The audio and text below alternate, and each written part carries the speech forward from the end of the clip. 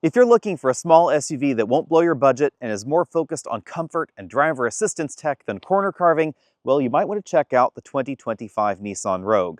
The looks were last refreshed in 2024, but there's still some pretty big changes for 2025. We have the Looks Off-Roady Rock Creek Edition, and we have the top-end SL and Platinum trims that now offer Pro Pilot Assist 2.1 as an option. That's Nissan's hands-off-the-wheel driver assistance tech. So if you want to go on a long road trip and you don't want to touch the steering wheel for hours at an end, this is your only option in the small SUV segment. It's also less expensive than a comparably equipped RAV4 and CR-V and offers more tech on the inside in addition to that hands-free driving tech. So is all of that enough for you to give the Nissan Rogue a second look?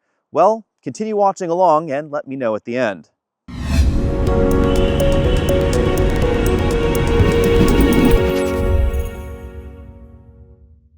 For those of you feverishly typing away in the comment section, but the Jatco CVT, don't worry, we'll get to that in this video, but you should know that Consumer Reports actually is predicting above average reliability for the 2025 model year, and the 2024 Rogue actually got 5 out of 5 points in that category. Does that mean that Nissan's reliability woes are behind them? Honestly, we don't know, but we will talk about that at the end of the video. Instead, let's talk about the rest of the Rogue, because I think this is one of the most handsome entries in this segment. Over the years, Nissan has continued to evolve the V-Motion grille, which is this sort of chrome U-shaped thing going on up front. And the latest refresh of the Rogue definitely sharpened some of the angles that were a little bit too soft when this generation launched. We still have the divorced LED headlights here, turn signal DRLs up top, headlights below, high beams and low beams. They're all reflectors, and the LEDs are standard in every model, as are the LED turn signals up top. As I always say, a lot can be forgiven for the right price, so we need to frame this discussion properly. The Rogue starts at $30,620, including destination for 2025. This is an essentially fully loaded model with an MSRP of around $46,500. There are some additional color options and, of course, dealer-installed accessories that could get that up a little bit higher, but you're basically looking at $47,000 maximum. Now, I called my local dealer and I asked about their inventory. They immediately offered me $3,000 off of a model equipped right like this one. So there are lots of deals. Except on that base model. The S-Trim at $30,620 does not qualify for most of the discounts or deals offered by Nissan, so you're left to negotiate just with your dealer. Keep that in mind as we talk about the Rogue. Also, you should know that every 2025 is going to have 2 years and 24 months of scheduled maintenance on it.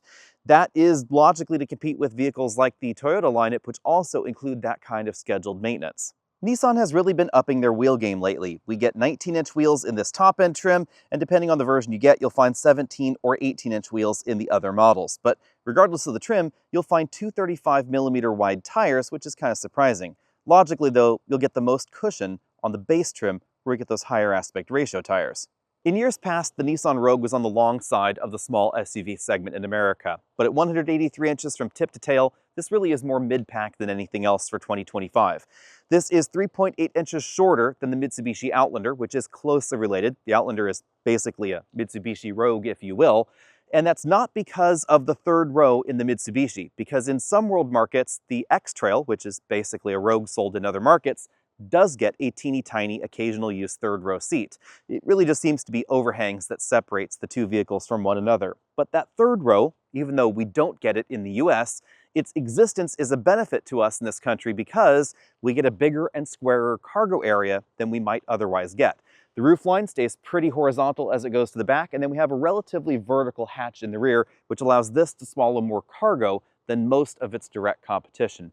I kind of wish it did still have that tiny third row. I always thought that was an interesting option, but for 2025, you have even fewer options if you want that emergency use tiny back seat. In the small SUV segment, there are certainly some boring options, and there are certainly some over-styled options, most notably the Tucson and the Sportage. I think that in different ways, there's just a lot going on with those designs. In the middle, we have the Rogue, and in my opinion, also the RAV4, which I really like the mini truck look up front. But I am surprised that in the top-end Platinum trim, with a $46,500 MSRP, that we don't have full LED taillight modules. We do have these attractive LED brake lights, but the backup lights and the turn signals, those are still incandescent elements. Purring along under this hood, we find one of Nissan's somewhat controversial variable compression engines. This one, though, is missing a cylinder, because this is the 1.5-liter turbo 3-cylinder variable compression engine. The counterpoint to the missing cylinder is improved power. We get 201 horsepower and more torque than the competition, 225 pound-feet. It's all routed through a CVT, and that sends power to either the front wheels or to all 4 wheels, depending on the option boxes you check. And that's why fuel economy is going to range between 31 and 33 miles per gallon, depending on the trim and whether you choose all-wheel drive. What's not going to vary based on the trim and all-wheel drive choice is the interaction of the variable compression nature of the engine and the infinitely variable nature of the transmission over here on this side. But we should probably talk about that in the drive section. But now's a good time to listen to the engine because it does have an unusual sound to it. It sounds a little bit more like a V6 than a 4-cylinder engine, and that's all down to the harmonics of those 3 cylinders and the way they interact with one another.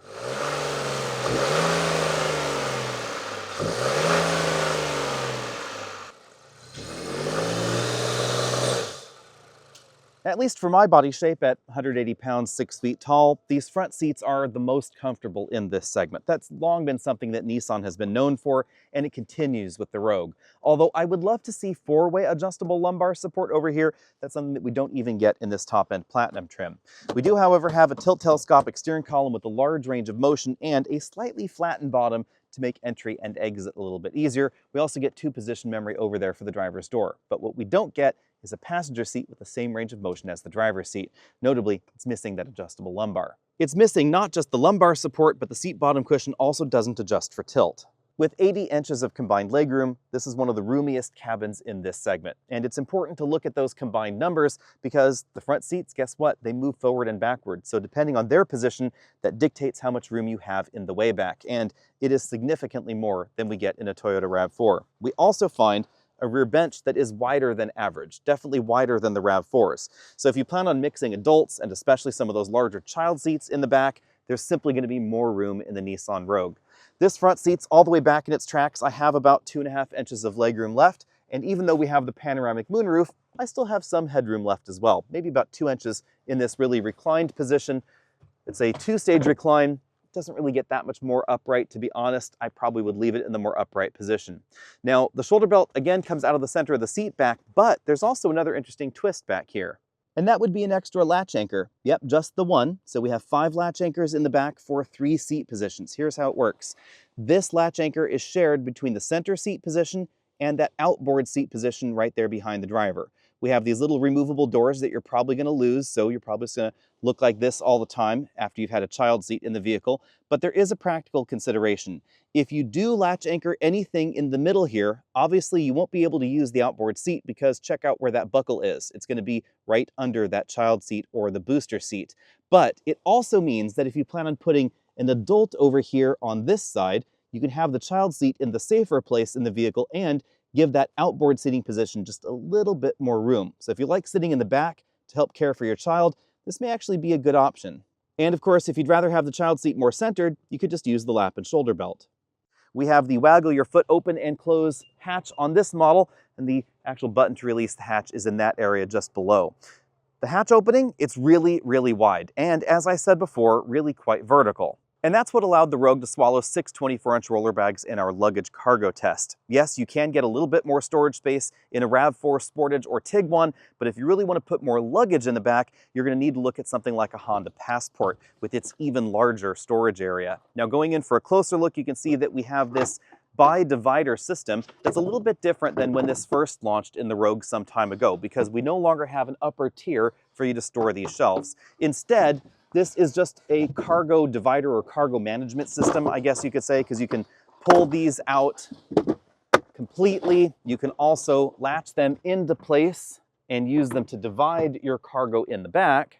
Now on the downside, the divider system causes us to have these big, bulky plastic anchor points all around the cargo area, and that does reduce practicality versus something that was bigger and square if they had just deleted them. But we have even more storage space under the load floor, and this is where we find a temporary spare tire. We also have the Bose subwoofer for the optional audio system. You would be able to fit a full-size spare tire in here and have that spare be completely under the load floor if the load floor was, of course, in its highest position. Now let's check out the interior of this Platinum trim. In the Rogue lineup, the S and SV trims have a lot in common, and SL and Platinum share a great deal inside, although they're not exactly the same. Up here we have a sunglass holder, controls for the big panoramic moonroof, map lights, Those are not LEDs by all appearances. Over here, we have slide to the side sun visors. They're really quite large and they slide very far. So if you're in a really sunny area, that actually may be a nice touch. We also have vanity mirrors for the driver and front passenger, and that should give you some idea of just how big that sun visor really is. We have grab handles for all 4 seating positions, helping both the driver and the passenger get in the vehicle, and of course those grab handles way back there for the second row. You can see just how far that panoramic moonroof goes. It's not quite to the rear passengers' heads. Now, this top end trim is the only one that you're going to get sunshades in, but I do like the fact that they're integrated into the doors. We have height adjustable shoulder belts for the driver and front passenger, and height adjustable head restraints as well. You'll find leather in the SL trim and the upgraded leather in this particular trim, the Platinum trim, although the style is really not that different the one from the other. If I were shopping for a Rogue, I would probably opt for the lighter colored interiors because the charcoal interior definitely gives this black on black on black. So it's a very monochromatic theme going on. We have relatively long seat bottom cushions, but not terribly aggressive bolstering as you can see there.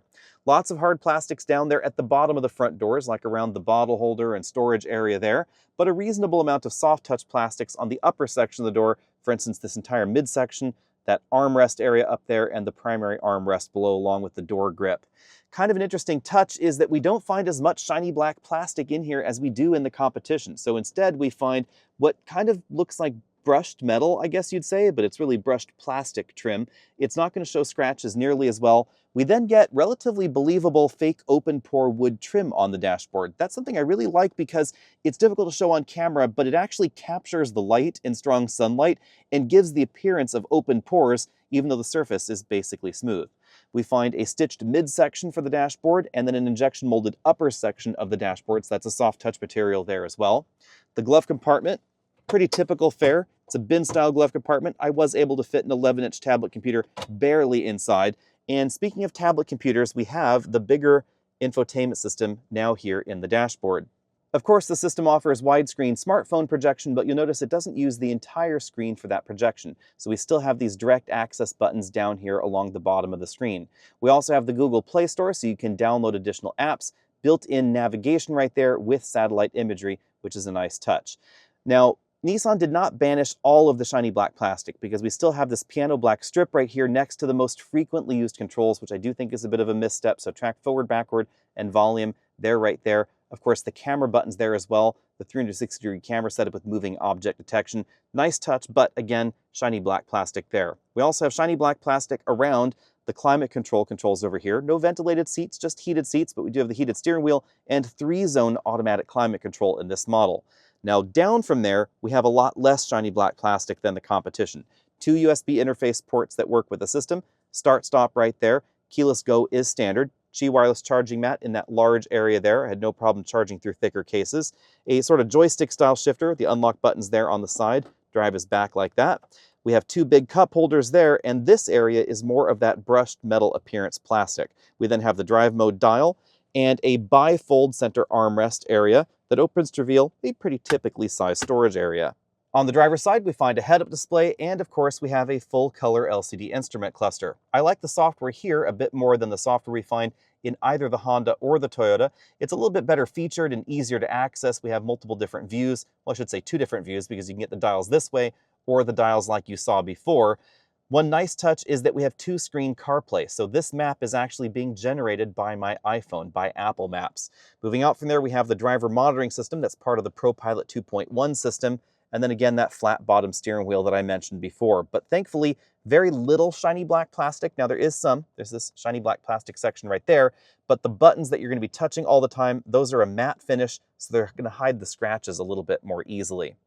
On the left side of the steering column, we find more imitation wood, a button for the active steering assist system, the head-up display, some additional controls down there, and then on the driver's door panel, again, more of that sort of brushed metal appearance plastic. All right, let's get the Rogue out on the road. The first thing you're gonna notice is again that engine exhaust note. A little bit gruff, a little bit V6-like. The next thing you're gonna notice is pretty decent acceleration. Our best 0 to 60 time in this vehicle was 8 seconds even. Our average was 8.1 across all the runs. 6 to 0 stopping distance, also pretty decent, keeping in mind we have those 235 with tires, 114 feet. Unusually though, as I mentioned before, even the base model gets relatively wide tires. So base model to base model, this is gonna have a reasonable amount of grip a reasonable amount of stopping distance compared to some of the competition that start with 215 or 225 with tires. You just get a little bit more rubber on the road. Now, that rubber does not necessarily mean better handling. This is not a bad handling vehicle by any stretch. It has decent bones to it, fully independent suspension in the rear, but it's certainly tuned towards the softer side of things versus something like a CR-V or a Mazda CX-5. I think the CX-5 still has a really nice feel to it, even though it's really getting old at this point in time. The Mazda CX-50, it kind of seems a little bit more wagon-like sometimes, but the suspension tune is not quite as elegant as the one that we find in the Rogue. If you're willing to push this harder, you are rewarded by sharp handling, but it's not the kind of vehicle that just begs to be driven harder. Some of that's the steering. We don't get quite as much feedback as we do in the competition. Of course, we're not talking about a lot of feedback and shades of gray here because everybody has electric power steering these days. But I think the bigger part of it is just the design of the drivetrain. The variable compression turbo engine and the variable gear ratio transmission. There's just a lot of varying going on, and sometimes the system doesn't seem to quite know what it wants to do, and that's something that has improved since this first launched in the Rogue. But it's still not as good as I would like it to be. And I do think that this variable compression engine is better suited to a regular stepped automatic transmission. Because in the vehicles from Nissan where we have the 2-liter version of this engine and a 9-speed from ZF, that works an awful lot better in my opinion. Here, you press your foot on the accelerator pedal, sometimes you get a lot of gruff, but you don't get a lot of go. Other times you get a reasonable amount of go and, a little bit of the gruff. And you really have to push your foot all the way down if you want to get moving. Now, on the other hand, when you do put your foot all the way down, you do get better acceleration than you do in a lot of the competition. You just have to work harder for it than I think I might like. Out on the rougher and certainly muddier gravel road that we're on here, ride quality is still pretty decent, even though we have those lower profile tires. Now, lower profile is relative, of course. These are only 55 series, so it's not like a luxury segment vehicle where you get those really, really thin tires on a car. And that's why we find better ride quality here. This soaks up large imperfections and small imperfections relatively well, but if you want the best highway cruiser, you're probably going to want the model with the smaller tires. As it is though, I'm going to give this an A when it comes to the ride quality because if I steer through these potholes, everything is surprisingly well composed. In my opinion, a confident, well-sorted suspension that doesn't get upset is a bit more important than the ultimate corner carving suspension setup, especially when we're talking about a vehicle in this segment. We're not talking about a BMW X3 or anything like that, and I don't think too many CR-V, RAV4, and Rogue shoppers are going to be pushing this that hard out on winding mountain roads like this. But if you want to, it can, and it's going to be upset a little bit less on the bumps and those expansion joints than something like a Mazda CX-50. CX-50 suspension is a little bit firmer, but the lack of independent suspension in the rear really does that, no favors, let's just put it that way. In our cabin noise test at 50 miles an hour, which I'm definitely not doing behind those big trucks up there, I measured 70 decibels in the cabin, making this a little bit quieter than the RAV4 and the CR-V, as long as the engine is not revving up. And that's one of those things, again, that I keep coming back to. If you're hill climbing, you sometimes will get a lot of gruff and not a lot of go. Sometimes you get a lot of go and an equal amount of gruff. So it has kind of a Dr. Jekyll and Mr. Hyde personality sometimes. I don't think it's a bad thing. I think it's something that you're going to get used to. But if you're used to a RAV4 or a CR-V, it's going to take more getting used to in here, I would say. The other counterpoint to that is fantastic fuel economy. We've been averaging 33 miles per gallon over a week of mixed driving with this engine. That is definitely more fuel efficient than the regular gasoline competition. On the other hand, we don't have a hybrid system in here, and that is something that Nissan has sort of promised here and there and everywhere, but we have not seen in the Rogue in quite some time. They did have a hybrid once upon a time. It didn't really take off. They killed it off.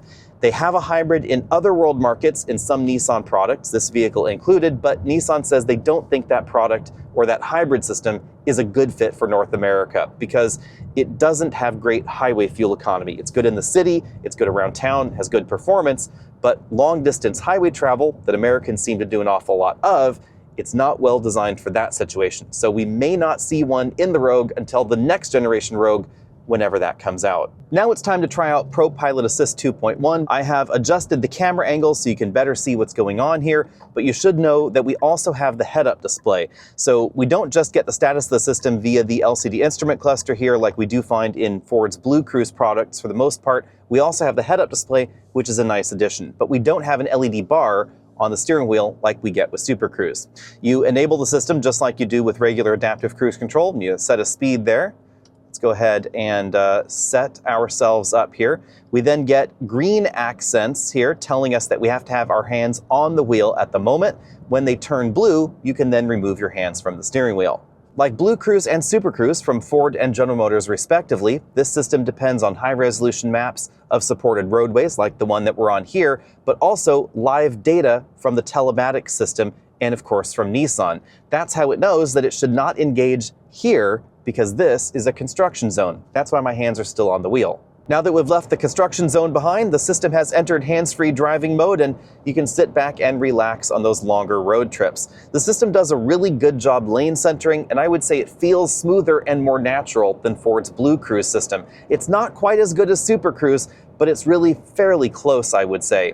Obviously, it's not going to know about emergency vehicles on the side of the road here, so we'll see what it does, but there is a police car there. They're far enough off the side of the road, I feel okay not moving over right now. But keep in mind, it's your responsibility to actually move over for emergency vehicles where appropriate.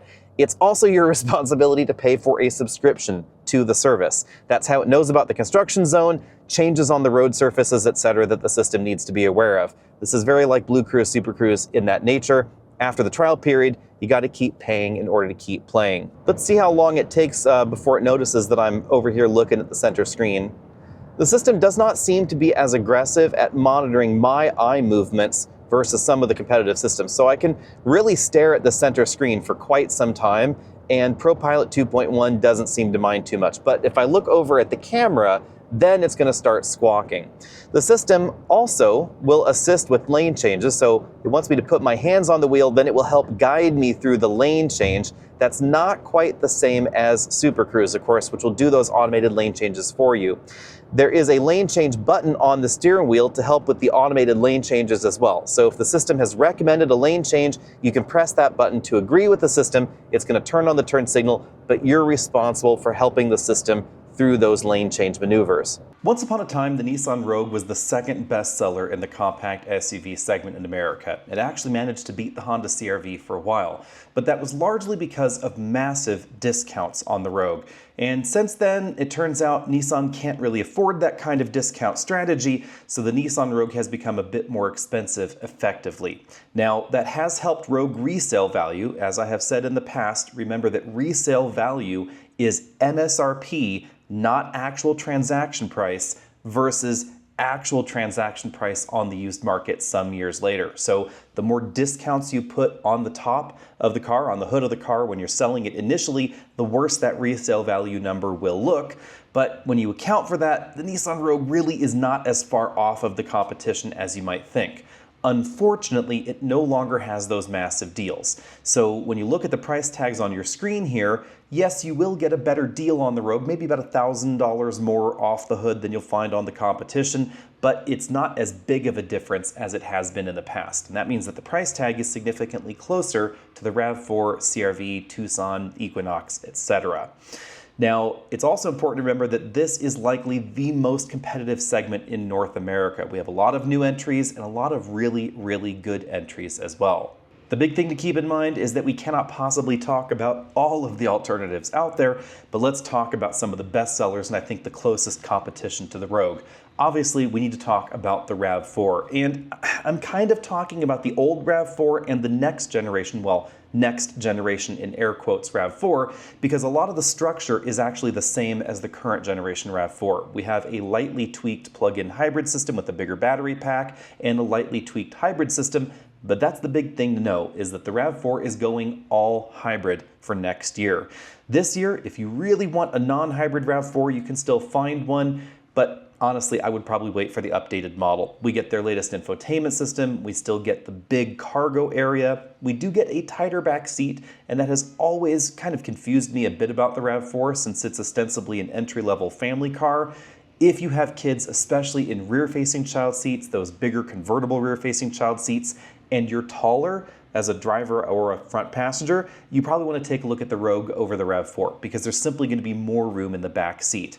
When you look at the dimensions of all of these compact crossovers in the US, they're not too far apart in terms of overall exterior dimension, but inside we see different priorities when it comes to cargo capacity, second row legroom, first row room, and then a bit of how big the engine compartment is. In the Toyota RAV4, they really wanted a big, generous cargo area, and for that, they had to give up some second row passenger room. Although I haven't been able to spend any time inside the new RAV4, they have said that the seat frames and the seat design is substantially similar to the outgoing RAV4 model, so I would expect the Nissan Rogue seats to still be more comfortable, especially for longer road trips. And if you do plan on taking longer road trips and you're looking at top-end trims, remember that we do have that self-driving system. Well, not really self-driving, but the highway driving hands-off-the-wheel assistance system available in the Rogue, and we don't find a corollary yet in anything else in this segment, something that has surprised me, especially when we're talking about those GM options.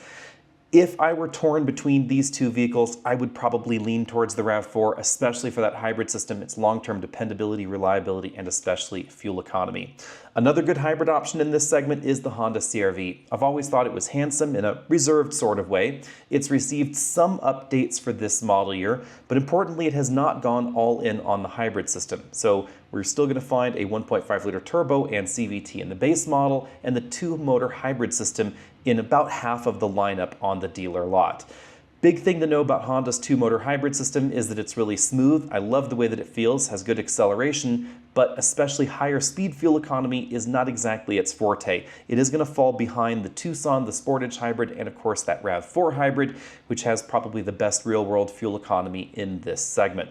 The CR-V, it's still pretty good, and you will get better fuel economy in that hybrid model, especially if you keep it below about 70 miles an hour out on the open highway.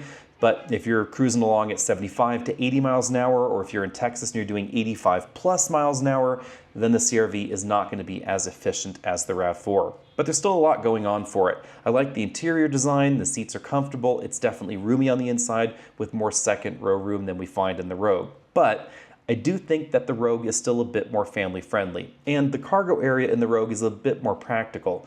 That's important, especially when you start taking a look at the hybrid versions of the CR-V, because there's no spare tire. There's actually a decent amount of storage space under that floor wasted by the place that Honda chose to put the battery pack. It doesn't affect the rear seats or the dimensions of headroom, legroom, etc. on the inside, but it does have an impact in the cargo area, especially if you're worried about a spare. Next up, we have the Hyundai Tucson. It seems like it wasn't that long ago, really, that the Tucson was playing second fiddle to the Nissan Rogue, but those roles are definitely reversed. We have a long warranty in the Tucson, we have a pretty reliable hybrid system with excellent fuel economy, there's also a plug-in hybrid available, and it feels more conventional than some of these other options with traditional automatic transmissions, especially in those hybrid models where we have a real 6-speed automatic. So if you're interested in better fuel economy, but you want something that feels very traditional, you want to take a look at the Tucson. There are a few things to keep in mind about the hybrid, of course. You do have to inspect or replace the belt at 60,000 miles, and that's the belt on the belt alternator starter generator unit, but that's a small price to pay for the fuel economy. The big advantage for the Tucson is that the interior is very large. We have a long standard warranty on that model when it comes to the powertrain warranty, and we have one of the better infotainment and navigation system designs in the dashboard with the models that have the two-screen infotainment setup in the dash. It's a really good look. A lot of what we're talking about on the Tucson also applies to the Kia Sportage. So if you like the Tucson's functionality and the size of it, the cargo capacity, which is quite large, definitely in keeping with the Nissan Rogue, lots of interior room, but you don't care for the Tucson style, you might want to take a look at the Kia Sportage because it's basically the Kia version of that Hyundai. Next up, we have one of the best deals in this segment, which is the Chevy Equinox and the GMC Terrain. These have definitely taken the place of the Nissan Rogue when it comes to the amount of cash on the hood. So if you're looking for the best deal, large discounts, and of course a lower starting MSRP, you might want to take a look at one of these twins. On the downside, some parts of the interior definitely feel cheaper than the Nissan Rogue and really most of the competition. And that's logical based on the starting MSRP. We also don't find high horsepower engine options, we don't find hybrid systems available, etc. And the base model does use a CVT. On the other hand, if you're not interested in a CVT, GM does have a way to escape it, and that is done by simply selecting all-wheel drive. You don't get any more power out of that engine, but you do get a traditional automatic transmission in addition to the all-wheel drive system. There are obviously a lot of options out there that we haven't discussed, but that doesn't mean that the Rogue isn't a solid option as well. It may not be as pretty as the Mazda, it may not be as rugged as the Forester, but it does have a decent amount going for it if you're looking for a family-friendly, roomy, and comfortable option in this segment. Just one that maybe is not quite as exciting as some of the other options. Things that I think would help it on the excitement front would be the inclusion of one of Nissan's long-promised plug-in hybrid systems, or even the hybrid system that we find in other world markets out there.